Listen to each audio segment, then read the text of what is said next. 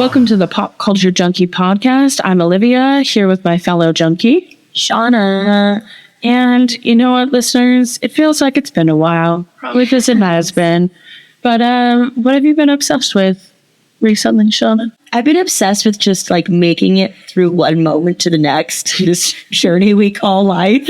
Staring into the void, Slipping slowly into madness.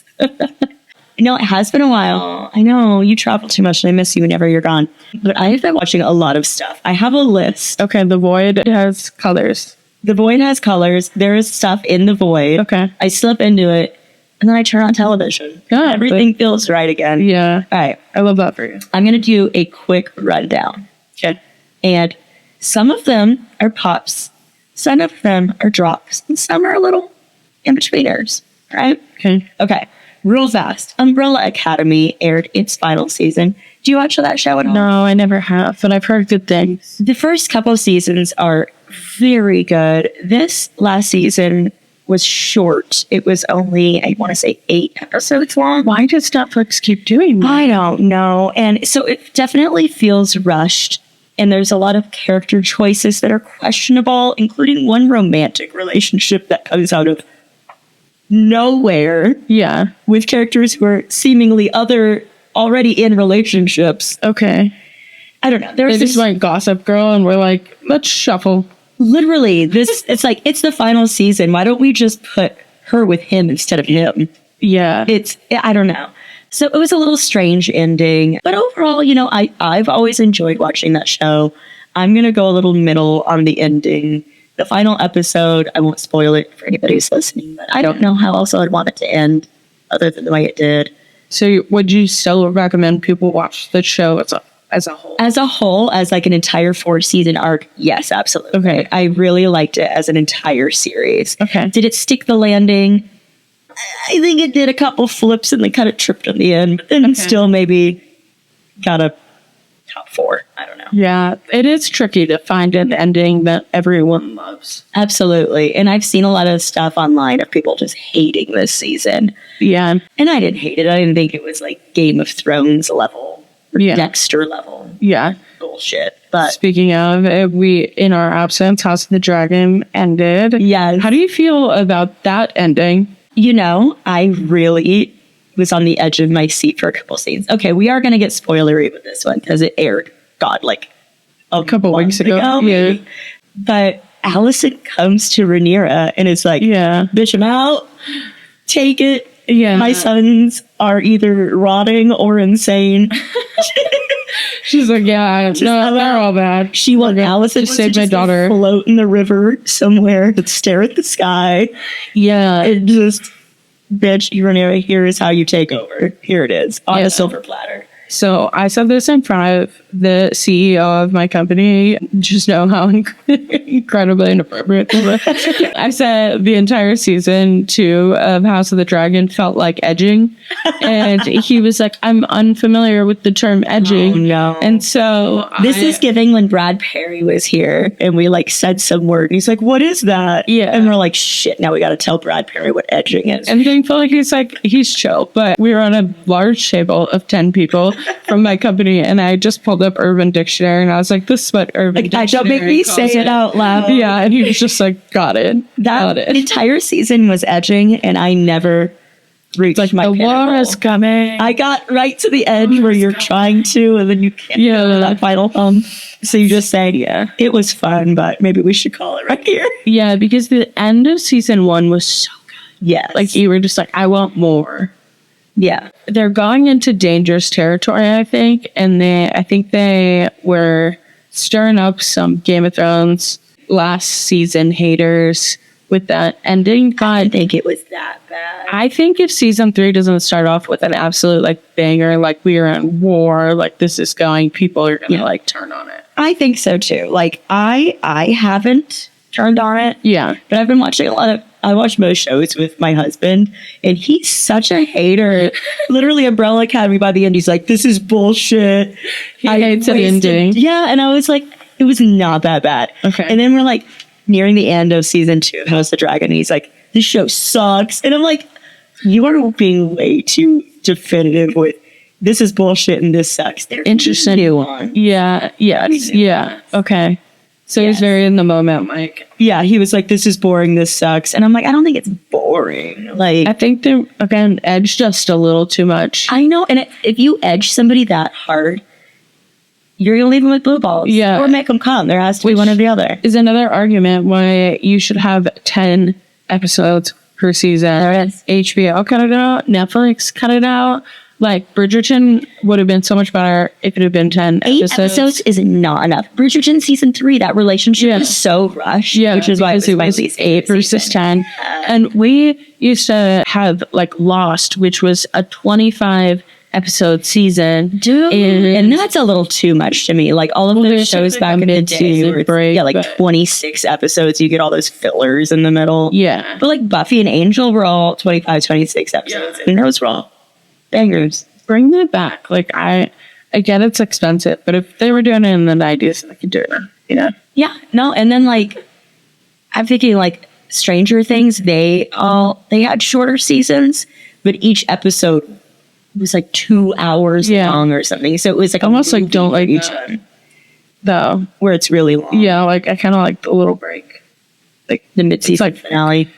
Get more water, go to the bathroom, you know? That's what the pause buttons. Yeah, no pausing. Yeah, in a binge, it's like, okay, title, I go. You know. Cobra Kai had a mid-season finale. That's another show that wasn't even on my list. Like, so fucking goofy this season. And Cobra Kai's always goofy. This show's goofy, okay? I thought that was the point of it. It's camp. Yeah. But there's a lot of points this season where I went, this whole episode was unnecessary if they all just communicated with each other. If they all just treated this situation like adults. That is the most frustrating trope of all time. If you just had a conversation, we're like, who do we think we should send to the sentai? I don't remember what it's called. Hentai. There's like this karate championship that they're all trying to go to. And it's like the sentai hentai. No, it's, dude, we're going to the Sentai Hentai Karate Championship. Count me in. I'd want to get there too. And it's so obvious which of the characters should go because they're like, we got to choose our top 6 karate fighters to go. There's 6 of them? There's 25 karate kids on this show. Who don't matter. You'll see a kid in the background. He's like, yeah, sensei. And you're like, who the fuck are you? And he's like, maybe I'm going to get chosen for the hentai sentai. No, you're not. No, you're not. Oh, wow. But the main 6 characters, you're like, it's going to be them. And then they throw in, I don't know. If they would have just been like, we're going to treat this like adults and choose our top 6, they would cut out so many episodes of that. Yeah. Anyway. Well, maybe even if they just like had it be like 12 people, you know, do. No, the hentai sentai will only take your top 6. No, I meant like the 12 characters that they were like fighting, like 12 total in the competition, so 25, you know? It's so dumb. It's so dumb. Okay. And then there's an evil karate organization that's working in the shadows. Okay. And you can tell they're evil because they're Asian. It's like weirdly racist. I don't know. It's just... Oh boy, like squirrel. Yes. Yeah. Okay. I wasn't even going to go off at like Cobra Kai got red pilled. Okay. Speaking of going back to boring shows, I'm about to say something a little controversial here, and I will not spoil this show. Okay. Because I know you have not started season 3. Season 3 of The Bear is incredibly boring. Like, I saw the first 2 so far. It's painful to get through boring. Yeah. I can't. No, not the 3rd season curse. It's so boring. And please, if anybody's watching this and they're like, no, Shauna, it's artistic. I think it's reached new levels of like pretentiousness. I could see that.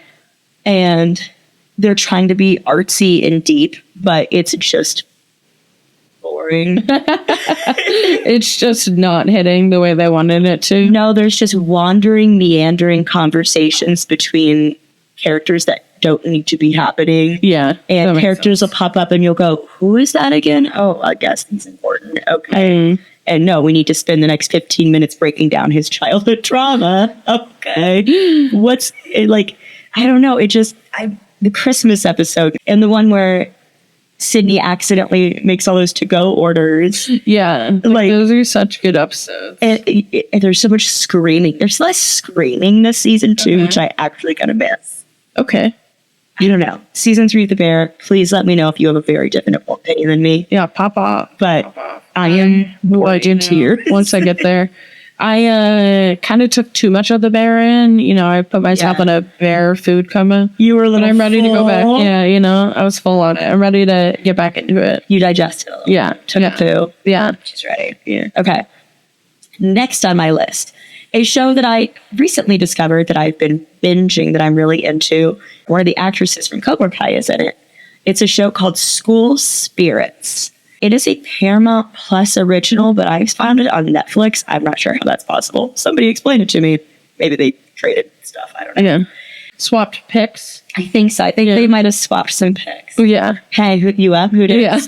Send me School Spirits. I'll show you mine if you show me yours. Send me a Whitney Payton. Shout out to Whitney Payton. We love you. Peyton List is the actress in this show. Send me some Peyton List content. Okay. So School Spirits is a show. It's 1 season long so far. They are recording season 2. And it's about a bunch of high school students. The main girl, Maddie, was murdered at her high school. And she wakes up as a ghost. I have heard about this. Yes, and she and a bunch of other ghosts who have died throughout the past 50 years of this How school many deaf existing. children are there in the school? A lot. That's a lot. concerning. Yes. Is there asbestos in the walls? What's going One on there? kid ate peanuts when he wasn't supposed to. A bunch of kids died on like a school band marching trip bus accident. Okay. One girl's like guidance counselor murdered her. We don't know at the point I'm in season 1 how Maddie was murdered, but she wakes up dead. I have heard this was good. I am really enjoying it. Okay. So it's got a great cast. Everybody has their place. She's got one group of friends who are all ghosts. So it's like the dead friends who are haunting the school. Mm-hmm. It's a dark comedy. Yeah. They all know how they died. Maddie doesn't know how she died, which is kind of unusual, I guess, for a ghost to not remember. Or like not know yet. Exactly. Yeah. So I'm sure the finale of season 1 will find out how she died, maybe find her body, because no one has found her body. And so she's going around the school and like kind of following her boyfriend around.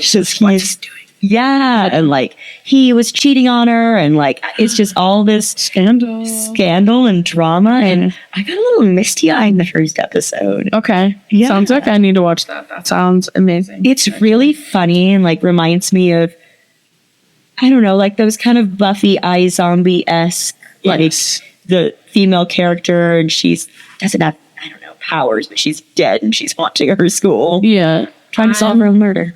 I'm a believer that spooky season starts right after 4th of July.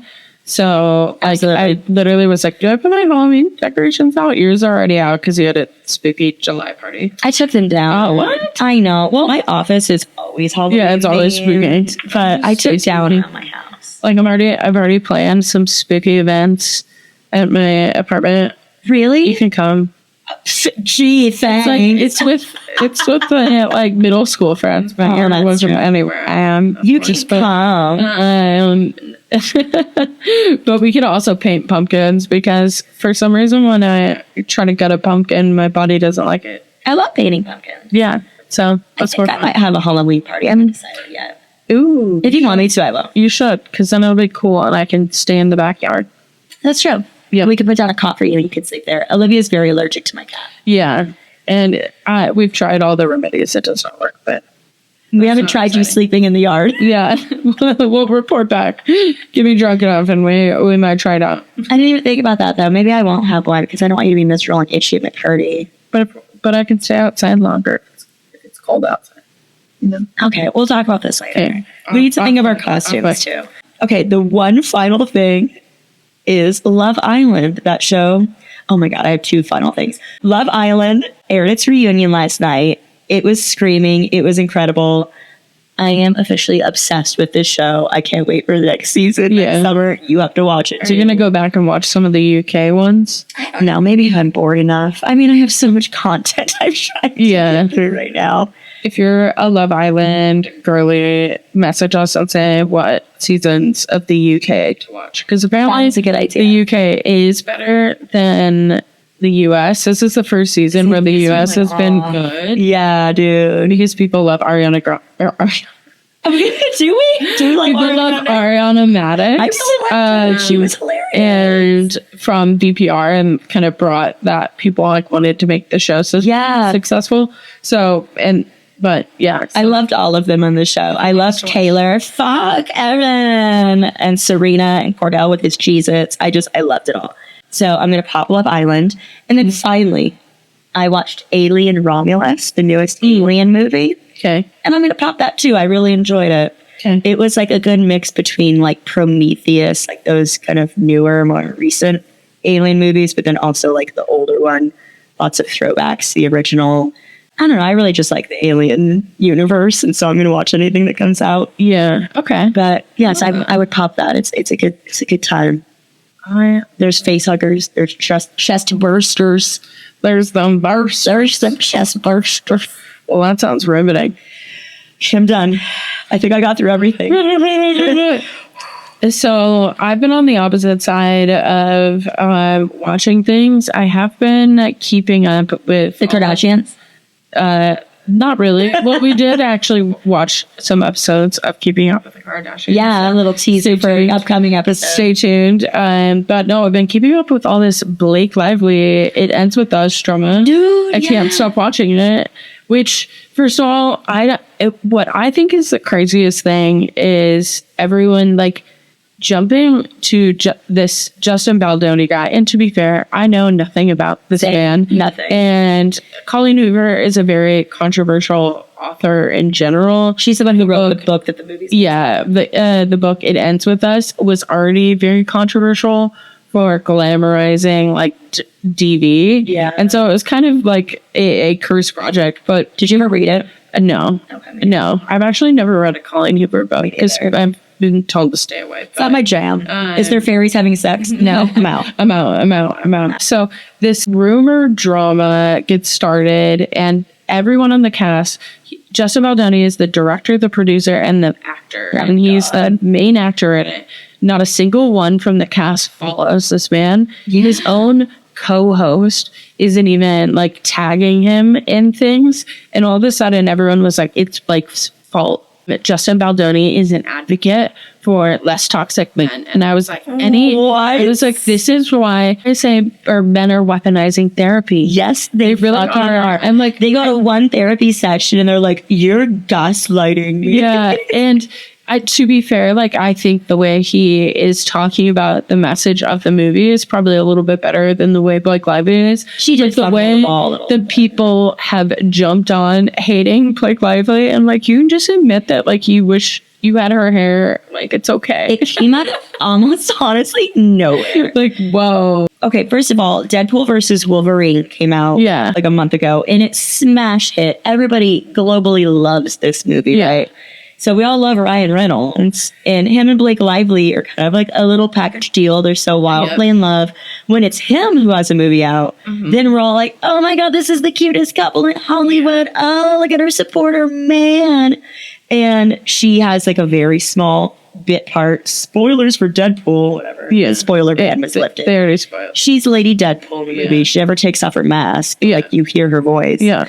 And then when she has a movie coming out, all of a sudden, all of these seemingly like, quote, feminist websites like Mary Sue are digging up any article they can find that is anti-Blake Lively and posting it like 15 times a day. Yeah, it was crazy to me. I was like, first of all, any guy who's like, I'm a nice guy, probably not a nice guy. Yeah. Like, if you have to say it, like, you're probably not. No, absolutely. And it's been very, very interesting. I was like, well, every time I'm like, yeah, we're getting so far. I'm like, just kidding. No. And like, okay, I've heard the commentary that her and Ryan Reynolds got married at a plantation, right? Yeah. That's problematic. Absolutely. Yeah. Why didn't we talk about that when Ryan Reynolds had a movie coming out? Why is this coming back up in the news now that Blake Lively has coming out? It's so misogynistic. And obviously, it's problematic to get married at a fucking plantation. Yeah. Don't do it. Separate topic. Yeah. To that. Exactly. Their wedding did cause Pinterest to no longer allow searching plantation wedding. Really? So, some interesting stuff. What else have I been obsessed with? Very demure, very mindful. See how I show up to the function. You and Not I like have you never other been girls. demure in our life. No, I could not stop saying it. I was in San Francisco this last weekend and I went to a drag show and I just kept saying, very demure, very mindful. See how we show up to the function? I'm not like you other girls. Oh my God. I cannot stop saying What it. is the opposite of demure and mindful? Us. Us, just a cackling asshole. That's me. Yeah, basically this podcast. So This podcast is the opposite of demure and mindful. yeah. You want to listen to some shrill bitches. I love it. I love it. You said something about the Laci Peterson documentary too. Yes. So as of when we're recording this, I have not yet watched the Peacock documentary. So I'm going to say that first. Yeah. But so basically there are two documentaries that are coming out. Netflix released its Laci Peterson documentary, I think last week. It's a 4-part docuseries. If you're familiar with this story, and if they had a lot of never before seen footage, they talk to her friends, her family, and it's a very like Laci focused, the tragedy that happened, how, and they don't even necessarily like take a stance on if the police zeroed in on it, Scott too soon or whatever. They just say like, oh, Scott started acting really odd. Which he did. Yeah, he absolutely did. And if you're not familiar with the case, like watch the Netflix one. It's very, very good. I think I'm going to start in that one because I did see it pop up on my like For You. And it's very like a victim focused. Yeah. And I think that's what all true crime should be. I totally agree. Let's center the victims instead of memorializing murderers. Yes. And unfortunately, Scott Peterson is now in the midst of appeal and is actually trying to get his conviction overturned, or it was already overturned and they're retrying it. I can't remember the specific. How long has he been in prison? Since like 96, I think. It's been that long. So it's been a long time. And what's so sad is he like still refuses to admit that he did it. And so his family has made it like their life mission to ultimately like exonerate him. Yeah. And so they're kind of like stuck in this wheel and they're making it and all these things. So Peacock is doing this documentary where they're interviewing Scott Peterson. And so Netflix released theirs ahead of time, which I'm really thankful for. Yeah, you know, I mean, like, it's fascinating. Yeah. Sure, but and so Peacock's comes out like as we're recording this. So next week I'll give my thoughts on the Peacock one, but it's just going to be really interesting. If you ever saw the A&E Scott Peterson documentary, they take a very like pro Scott Peterson stance. I think I've seen that one. Yeah. It's been years. I watched some special of something about it, but also enough murder documentaries or podcasts. Yeah, very familiar story, but that's what I've been in a true crime little hole lately. So Love that. yeah. Love that. Oh my God, mental health. It's so good for our mental. Yeah, our collective depression. Our depression, sweetie. Yeah, our depression, sweetie. And on that note, we'll take a quick break.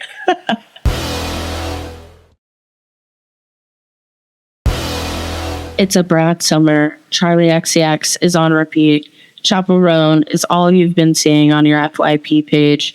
Billie Eilish has this new bedroom pop sound for her record. You can't stop saying, "Oh, they're vulgar," like Sabrina Carpenter in that one song. There's a return to hyper pop that is giving so 2008. What else happened in 2008? Oh, yeah. I went to college. Is that it?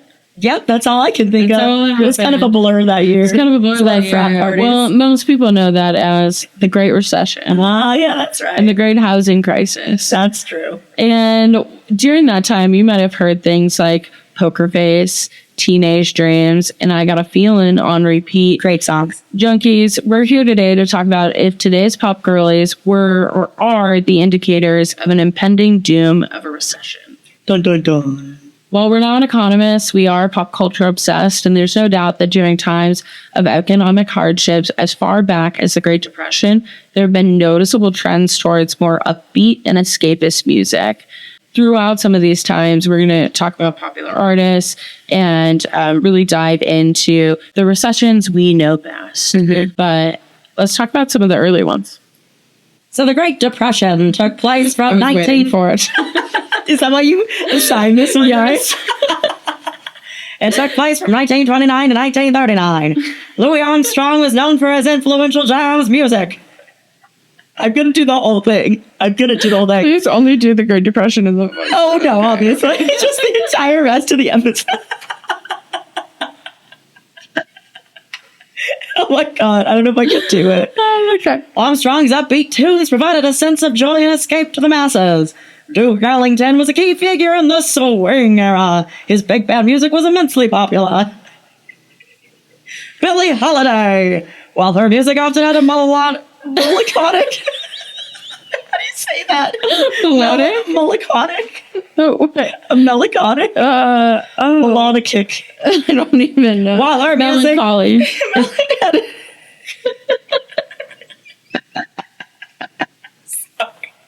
She's a different analogy. No.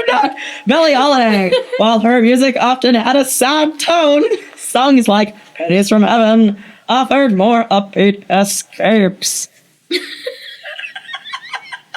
So as we can see, a lot of happy music came out during the Great Depression. Everyone was talking like that too. Everybody sound like this. It brought great joy, as you can tell. How can you be sad if you're talking like this? My wife got laid off today. Wait, my wife can't get laid off because she's not allowed to work. The children are dying.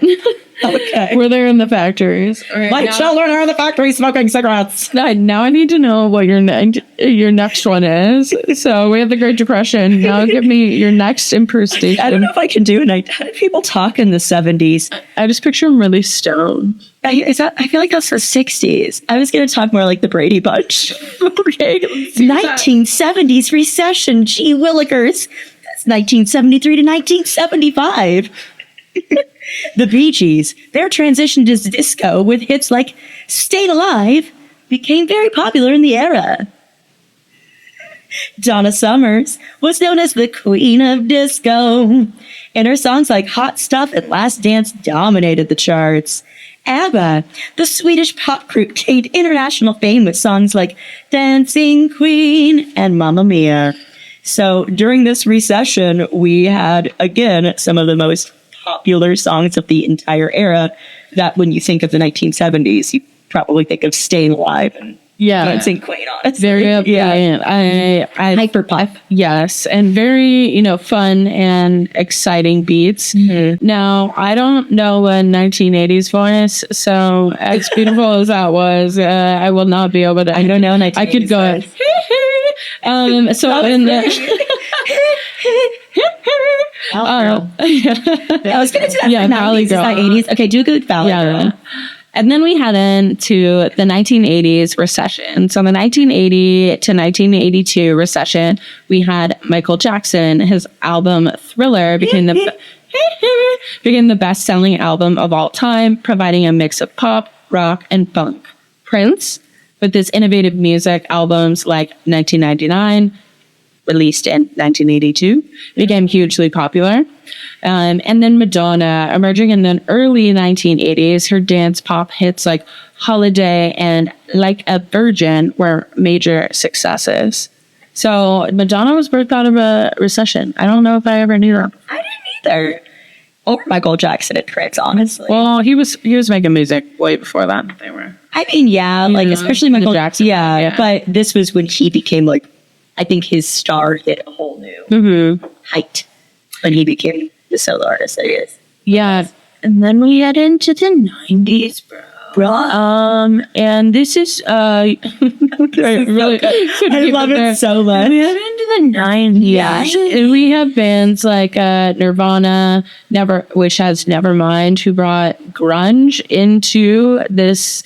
They're kind of an outlier in this. Seriously, this isn't quite the hyper pop's happiness. This is kind of what I would want to listen to in a recession. Yeah, right. Where they acknowledged the depression. So things started to change. But then we had Mariah Carey, who did her powerful vocals and did singles like Visions of Love.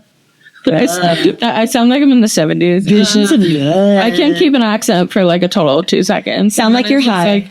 I know it's a stretch. Yeah. I don't know what you mean. So I'm a perfect Christian woman.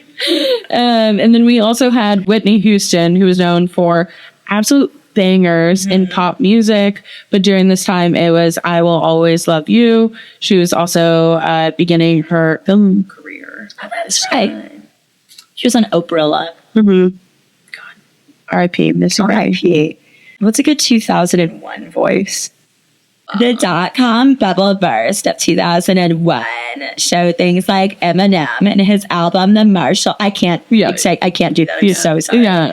The Marshall Mathers LP in 2000 and the Eminem Show in 2002, critically acclaimed and very commercially successful. These are all going to be albums that I remember owning. Mm-hmm. Destiny's Child, the group led by Beyonce, had hits like Survivor and Bootylicious. And then Britney Spears with Oops, I Did It Again. And she just went on from there to continue to dominate the pop charts. But again, these are the hyper pop artists that are coming out in the .com bubble burst, or those music videos that were just so bright and cheery and distract. Look over here. Yeah, everything's fine. Look at these bright colors. Yeah, and throughout time, we're gonna today talk about the recessions we know and grew up within. But throughout time, we can actually look back to a few indicators. It's music, it's art that we're obsessed with, it's fashion that we're obsessed with. And so, there's a lot of different arguments that people make. Is it music? Is it fashion? Is it all these things? We came at it from a music perspective today, just because we do kind of hear a lot of similar sounds that we heard in early, 2007, 2008. Speaking of Britney Spears, like the shaving of the head moment really does mark that time of recession and like where we were at. But the Great Recession, which made me feel really old writing that out. I'm like, is that the official name that's of what they call it? The Great Recession of 2008. Yeah, the Great Recession just aged me typing it out. I hurt just like my knees. And so, which started from December 2007 to June 2009. Great, right when I was entering the workforce. Yeah, that's what I was going to college. Everything was bleak. We were on the verge of an economic apocalypse of our futures. Yep. It really shook up everything we thought we'd get out of studying, paying a lot of money to go to college for a better future. It started when the U.S. housing bubble burst, dragging down mortgage-backed securities and causing a financial meltdown that went global. By the way, if you haven't ever seen The Big Short, you should go watch this. It has our queen, Margot Robbie, in it. They do actually a really good job at explaining how this happened in an entertaining and educational way. Where you probably just heard me saying mortgage-backed securities, and you're like, oh, God. And my eyes roll into the back of my skull. Yeah. Welcome to my job where I make tax content all day. But, squirrel.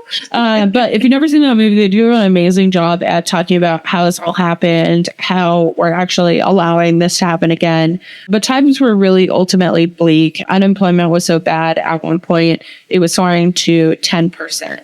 It was a really rough ride that left a lasting mark on everything from our bank accounts to pop culture to the music that we listen to today.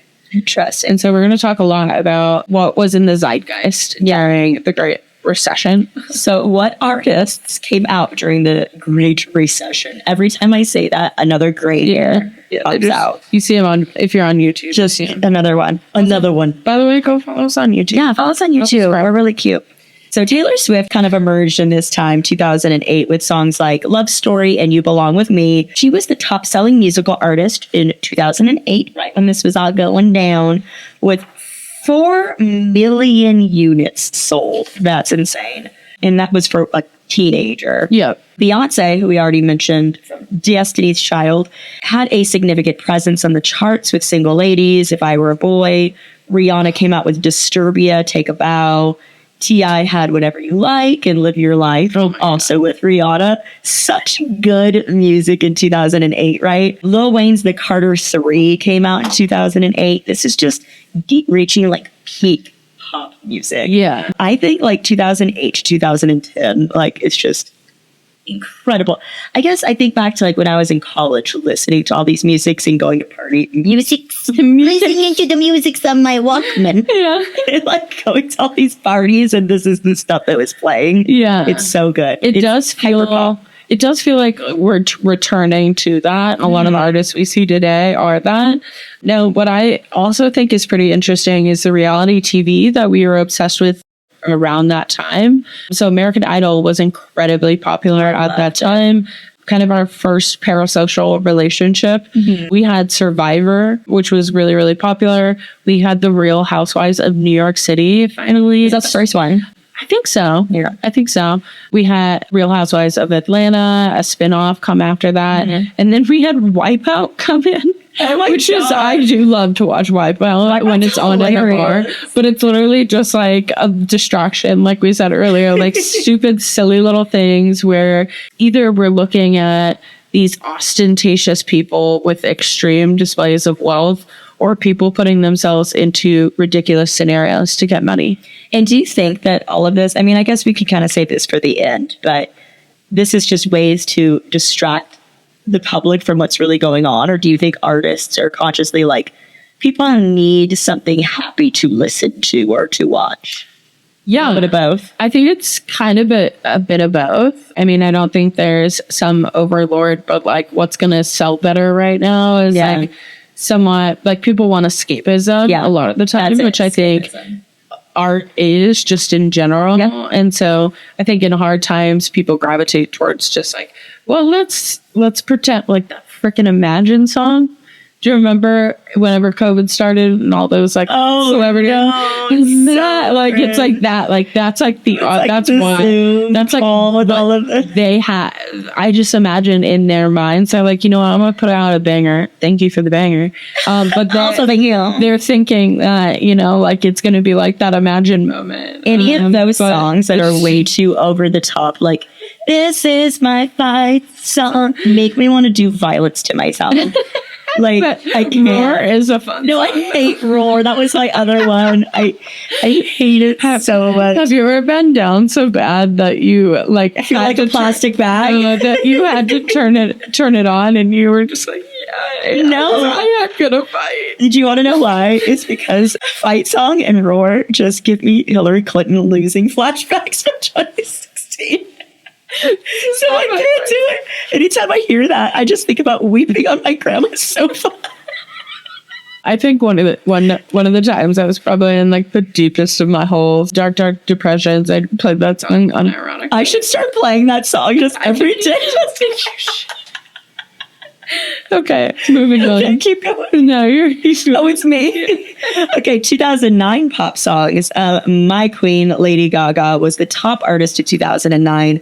Poker Face and Bad Romance. She had a total of 1,734 points on the charts. I have no idea what that means. They were points.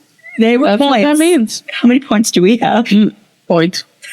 Oh, we have points. All right. We got a point. We make a lot of good points. Yeah. The Black Eyed Peas had major success with hits like Boom Boom Pow and I Got a Feeling. The Glee cast. Now that is a traumatizing that's for me. awful. I got a feeling. I got a feeling. Yeah. Every wedding. This like when all of your friends start getting married around like 2012 or so. Yeah. That song was just on repeated weddings. Yeah. The Glee cast. God, were you at Glee? No. Same. I worked in social services right out of college, and all of my clients were obsessed with Glee. And I had a rule that they could put on whatever music they wanted when they were in my car. Oh, God. Because it just made them feel safe. Yeah. And so many of them wanted the Alvin and the Chipmunks soundtrack. Okay. And the Glee soundtrack. Wow. It's a dark time. It was a dark time. Yeah. Michael Jackson, following his death in June 2009, his music saw a resurgence in popularity, placing him among the top artists of the year again. And then Taylor Swift, continuing her success from 2008, remained a top artist in 2009. Yeah, it's interesting to see throughout this, like literally some similar artists like Michael Jackson and Beyonce. Beyonce, Taylor Swift. And then when I was researching this, how can I forget about this? The COVID-19 recession, which we all just remember as a global pandemic, but it also had crazy economic implications. Absolutely. As we all know. and might still be dealing with 4 years later. But I don't want to talk about it. yeah, I'll take you back to the year of 2020. We're all stuck on TikTok listening to these addicting new songs that we saw people dancing to, all while wearing masks, thinking we were going to die. It was on, but we saw the same trends in music with top artists. We had Dua Lipa, we had Doja, The Weeknd, and then BTS kind of came into the popular reality.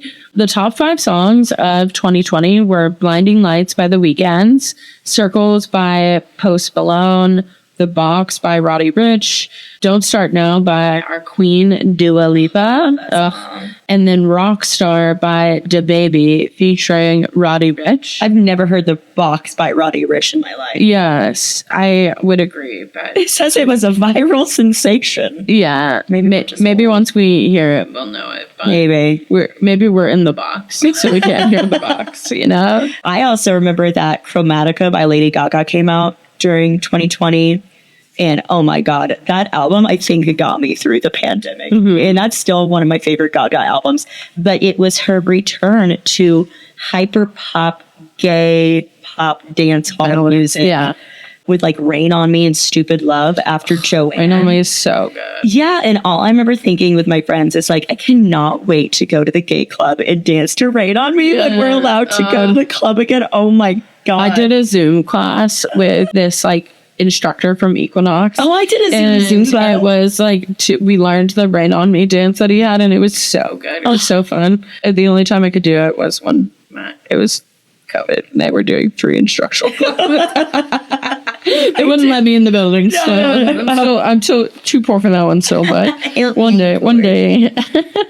Oh yeah. No, I love it. But yeah, it's just that it was the distraction, and I think some of these artists knew. I mean, obviously you work on an album when you're an artist for years, and you don't know that there's going to be an international global pandemic, but Gaga kind of tried to delay, if I remember correctly, putting out Chromatica, and then eventually she was like, nah, y'all need this. Y'all need this. You need this. That's like Black Mirror, the most recent season that came out, was supposed to come out in like May 2020.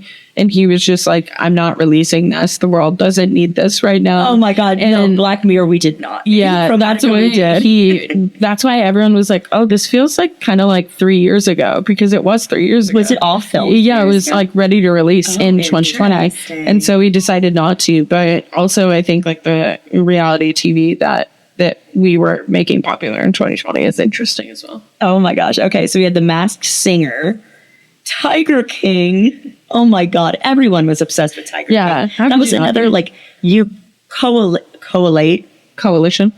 There's a coalition. It's a coalition of tiger protectors. I was gonna say, when you think of 2020, you think of Tiger correlation. King. There it is. There you go.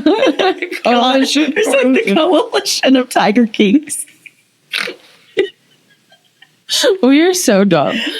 We're making an argument that music predicts a recession. We're like, coalition? It's a coalition of Tiger Kings. They're all wearing crowns upon their tigers.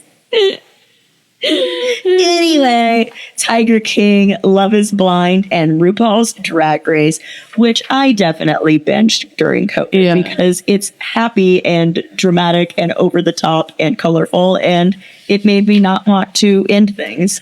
And The Bachelor, which I know a lot of people are quite into. I think it's so interesting. So we had in 2008 American Idol, and then The Masked Singer. Yeah, that's a good point. But Tiger King, kind of like a slice of life. You had Survivor. Like it does feel like similar things, just kind of are like popping up where we either want to see people in these very odd situations, different from ourselves. You're starting to make me feel like we're living in a simulation. I'm not gonna lie. I'm not sure I can keep going. You're like, Olivia, we need to end this. This episode's making me wildly uncomfortable. Do we make any of our own choices, or does big entertainment make it for us? I mean, what are we? Like, that's a really philosophical question. Like, are we every interaction we've ever had summed up, or like, that squirrel? Have you ever watched too many like TikToks that relate to you, and you're like, this is so me? Then by the end of it, you're like, What am I? Have I ever had a unique thought? Have I ever had a unique experience in my life? Let us know if you want us to try to explain simulation theory to you in the same way that we've tried to explain to you economic music trends. I could use my whole time voice. Yeah, she'll bring it back for a good one. But I do think it is such an interesting, return to where we are today. A lot of people are looking at, Charlie XCX, Sabrina Carpenter, Chappell, Roan, and they're saying, oh, this is like the good music that we had in the 2000s. And they're like, oh, like there are some bad things that really did happen. So right now we have Taylor Swift breaking records. Again, she's in a league of her own. She's going after the Beatles right now. Yeah. But then we have Billie Eilish, who really did change her sound to be very upbeat. By the way, Guess remix with Billie Eilish. Oh, Charlie God. It's been in my head for days. It's so good. And the music video is them firing shots at Taylor Swift in the funniest way. And I love it. I need to watch it. I can't stop listening. As a Taylor Swift lover, they did it so good. Every time I listen, I become more gay. I pulled this just from like collective data, but Ariana Grande, Dua Lipa, and then Sabrina Carpenter, who is very known for like her silly, like Espresso Has No Meaning songs, but they're just so catchy. And then our current reality TV show trends are even funnier. They're exactly the same. It's insane. Masked Singer, Survivor, RuPaul's Drag Race, The Bachelor, and then Love Island, the one that I'm obsessed with. But do you think maybe some of these trends repeat themselves when it comes up in recession time? I mean, not that I think we're in a recession right now, right? Well, like these trends, this is saying that it could be coming soon. We have had a crazy market crash in the last week or two. It's actually crazy. The night that I wrote the script, the next day the market crashed, and you were like, and it was one of the worst days in market history since they completely halted trading. That's insane. Monday, I want to say is what they call it, but the day after I wrote this, that's insane. I was going to say, like, maybe we're always reaching for the comfort of nostalgia during these times, and so because we get so stressed out and the pressures of life become too much, like we've joked about a lot in this episode, like maybe the comfort of things that were in the past is what makes us, and so we reach for things that make us feel that same feeling that we did. Like Love Island creates the same serotonin in me that like Flavor of Love. Oh my God, yes. It gives me the same, like, this is nonsense and so over the top. It makes me feel those same feelings. Yeah. And maybe that's why some part of being reaches for them. Okay, yeah. Because really the next thing was like, why do researchers and, psychologists and people think that we really look to this and find these patterns within human behavior during economic hardship? And a lot of it is escapism. Like we've talked about, people gravitate towards music that is happy, especially when they're stressed or anxious. And then studies have shown that when unemployment rates are high, people want happy melodies as a way to really counterbalance that. So that makes sense. And then there is this argument, and this comes with all art, clothes, music, everything, is that it's just a cycle.